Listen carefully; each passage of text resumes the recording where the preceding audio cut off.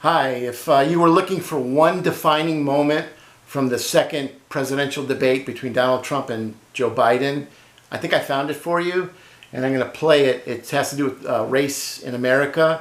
I'm going to make commentary about it after I play it. Race in America.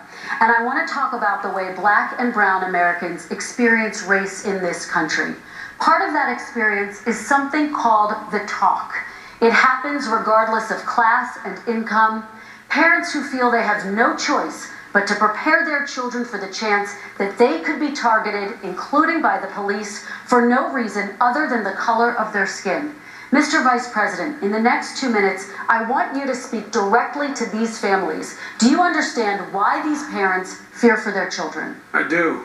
You know, my daughter is a social worker, and she's written a lot about this. She has a graduate degree from the University of Pennsylvania in social work. And you know, one of the reasons why I ended up working on the east side of Wilmington, Delaware, which is 90% African American, was to learn more about what was going on. What I never had to tell my daughter, if she's pulled over, make sure she puts, for a traffic stop, put both hands on top of the wheel. Why not? This just is the nuttiest thing I've ever heard. Well, what makes you so special? I didn't grow up that way. The idea that white people behave differently when they're pulled over from other races is nonsense. This is the kind of stuff that Democrats are doing to divide everybody. They're trying to make this message that officers treat people differently when they pull them over.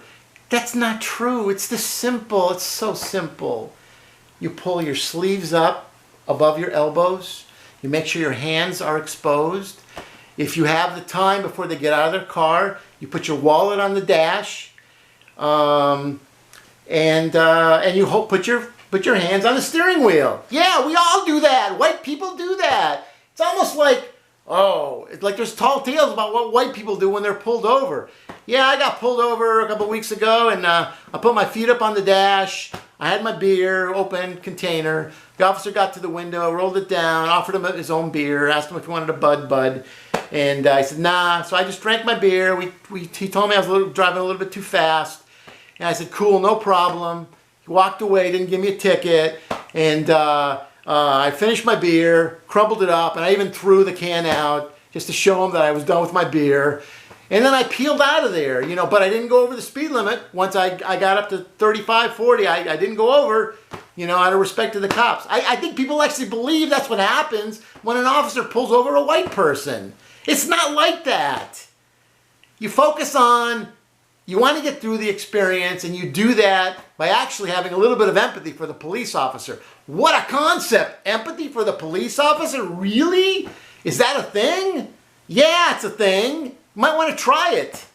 I mean, sometimes it even works against you in a weird kind of way. I got pulled over by a police officer once, and we ended up, we had to pull over onto a 6-lane suburban street. You know, it was the main street, and it was between 4 and 7, so all the lanes were open. There's no parking lane.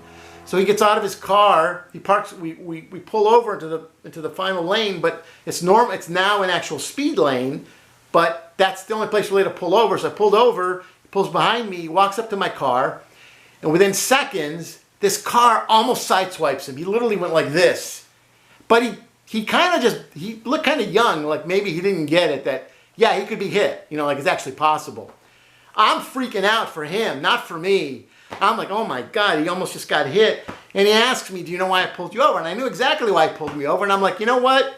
I don't want to be the guy who is explaining to the officer why I temporarily was speeding for just a moment and watch him get hit by a car. I don't want to be that guy. And not only do I not want to be that guy, I don't even want to be the guy who explains to the police officer why he doesn't even want to try to fight, why he wants to even give an explanation, because that even takes time. I just said, yeah, I was speeding. And he turned around, he went to his car, and I was like relieved. And he wrote me the ticket. And that was it. I was happy. It's the only time I've ever been happy for getting a ticket, because I knew the officer wasn't going to get hit by a car. So that's empathy. It's okay to have empathy for a police officer.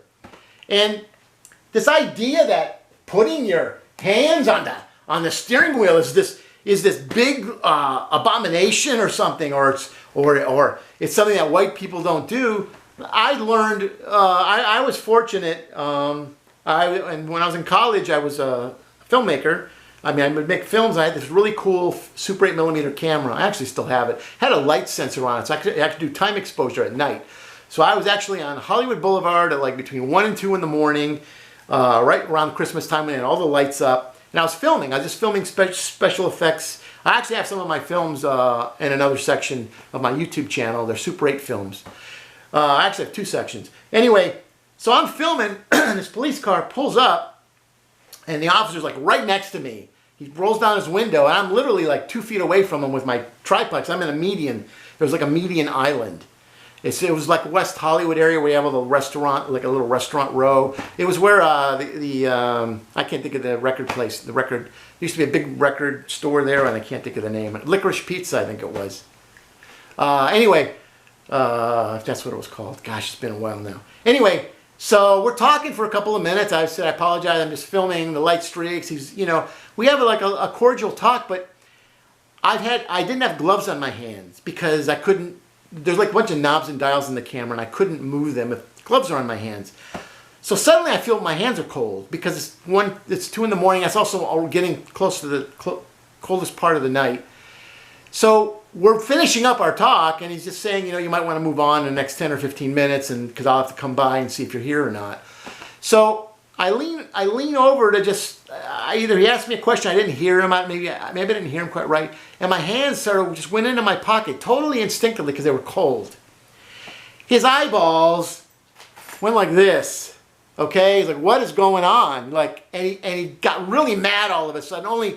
He wasn't mad at me, he was mad at himself because it happened so innocently, because it was innocent. I had nothing in my pockets. I just wanted to warn. I had a big green down jacket on, and I had gotten my hands like halfway in, and he freaked out.